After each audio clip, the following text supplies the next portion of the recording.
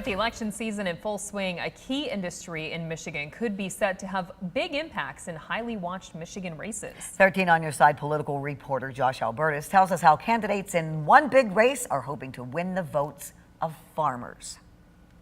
No matter where you go in West Michigan, it's hard to miss the sheer number of farms. We are vegetables, fruits, we are dairy, we have a much greater diversity. According to the state's Farm Bureau, Michigan is one of the most agriculturally diverse in the nation, and its farmers the second largest influencers on its economy. And with roughly a quarter of the state's workforce being in the industry, according to the Farm Bureau, farms have become a hot battleground in a number of key local races. One of those, the race for U.S. Senate. You know what we're looking for? We just need a team member in Washington, D.C. to help us make a difference.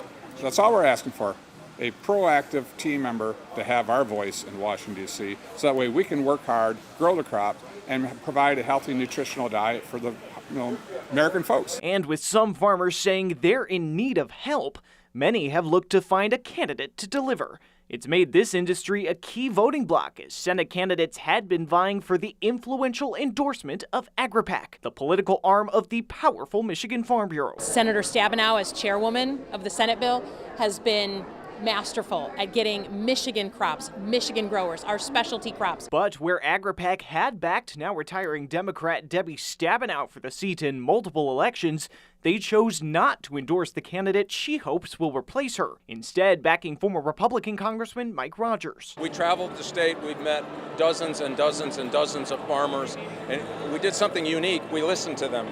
They have regulatory burdens and problems that placed on the last 4 years. They are crying for help. And we had people in Washington, D.C. the whole time apparently not paying attention.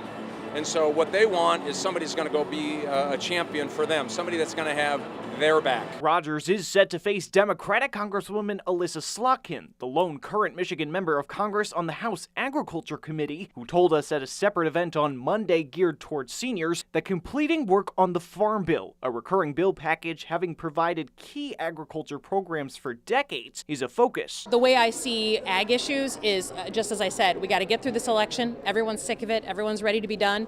But the minute we're done, we have from November till the end of December to get that Farm Bill done, that once in every 5 years piece of legislation. But with at least some of the short-term version of the Farm Bill passed last year having been set to expire Monday, Rogers has sought to use the delay and possible lapse to encourage farmers he will get the job done over Slotkin. And as for the news of the AgriPAC endorsement, look, it's political season.